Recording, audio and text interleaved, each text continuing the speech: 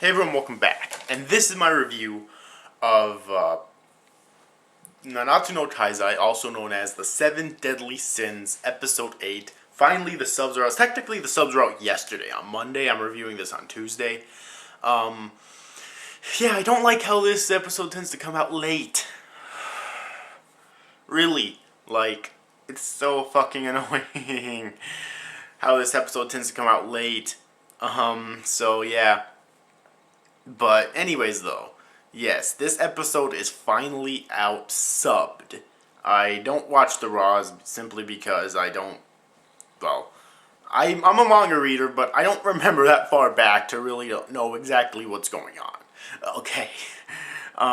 So yeah, I don't own the manga either. So anyways, this episode, damn. In one episode, they made me feel sorry for both Bon and King. They really did. Now, like I keep saying, I don't care about faithfulness to source materials. So this is based...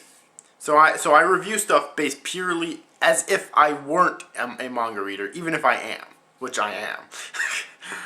Because the manga is greatness. But that being said, in one episode, I think that even for anime-only standards, in one episode, they made me care about two of the sins in this episode tremendously. It made me feel sorry for them, okay? First off, we have Bon, who in the past he was in love with Elaine, who was King's sister, okay? They were basically fairies in the fairy forest, obviously, okay? And Bon ended up, Elaine ended up dying to protect Bon. Alright, basically a demon attacked the forest, burned it down, and she ended up giving him the Fountain of Youth, okay? Now, he wanted her to drink it, and she had pretended like she was going to, but then she kissed him, and basically poured all that Fountain of Youth water in his mouth, forcing him to drink it, and she died in his fucking arms. Damn! Fuck. That, the feels in that scene were so fucking strong. Oh god, and then watching Bon just take out that demon and single-handedly, since he was basically immortal at that point. Yeah. So really sad. And then, of course, there's King, who completely misunderstood, in his eyes, he thought that it was actually Bon that burnt down the forest and killed Elaine. Okay, he didn't realize that Lane actually died protecting him. And Elaine basically says...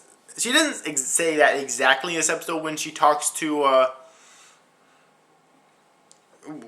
King, but she basically says something along the lines of, if you can see me now, it's because I want you to understand Bon.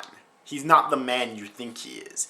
And whether King exactly understands exactly what she meant by that now, who knows? I don't remember if he actually... don't remember if he exactly learns the full truth yet in the manga, but... Basically, at the end of the episode, he decides to go and help Bon.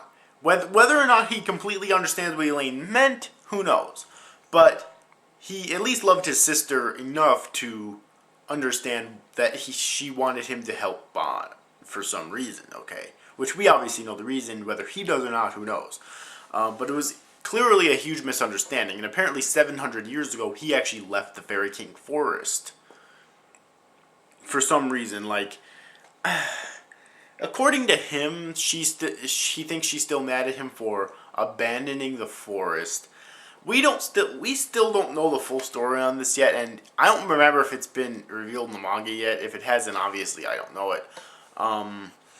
But either way, though, this episode did a great job of making you feel sorry for both Bon and King. Okay, both of them. Which was really fucking good. And I want to talk about that music real quick. That music, when, in the flashback with King and Elaine in the forest, with the part where the forest is basically being burnt down by the demon and whatnot, okay? That music is so fucking good. It is so fucking good. That music is amazing. Seriously. Like, oh god. Just though that orchestral soundtrack in that scene just fits the mood so perfectly. Now, this episode didn't, from what I recall, didn't follow the manga perfectly, which probably people are probably going to bitch about. And I'm going to say, fuck you, you're a fucking idiot. And here's why. That's the flashback actually I don't think was supposed to happen this soon. I think it was not supposed to happen until sometime in the next arc. But here's why I think it actually worked better this way.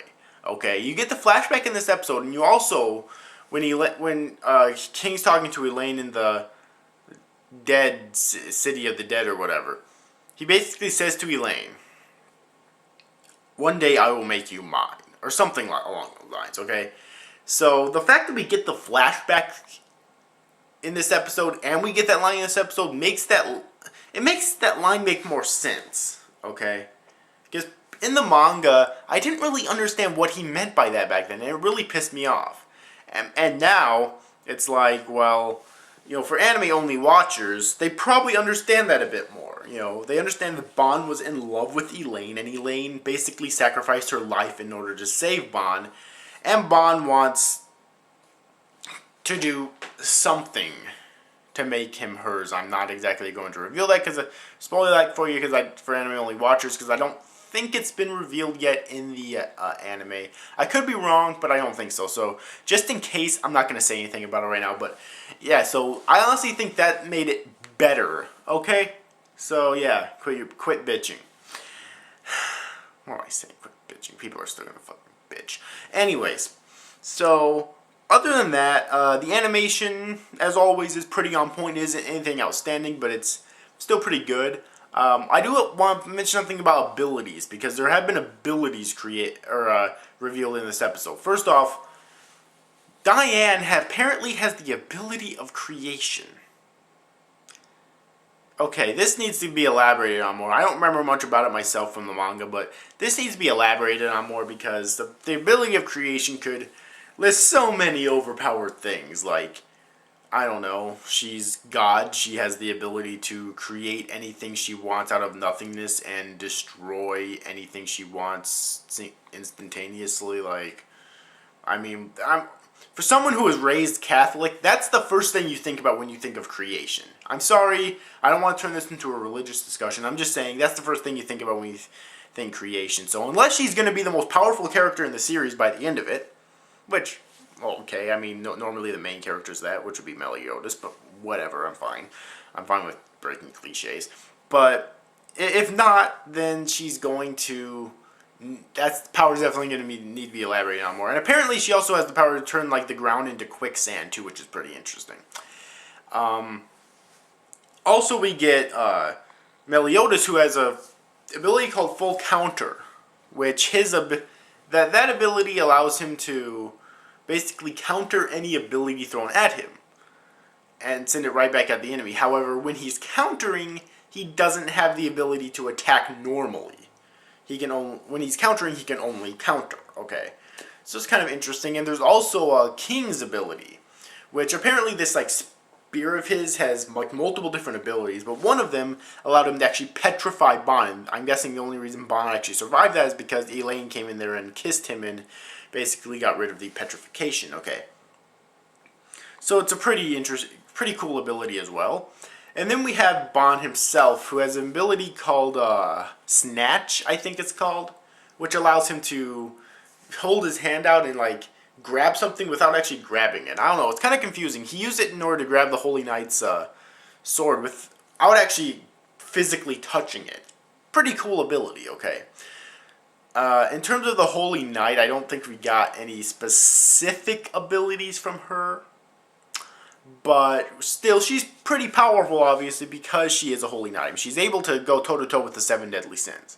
Okay, she went toe-to-toe with, well, Diane and Meliodas, at least. But now that both King and Ban have entered, I really don't think she's going to be able to handle 4 of the 7 deadly sins at once.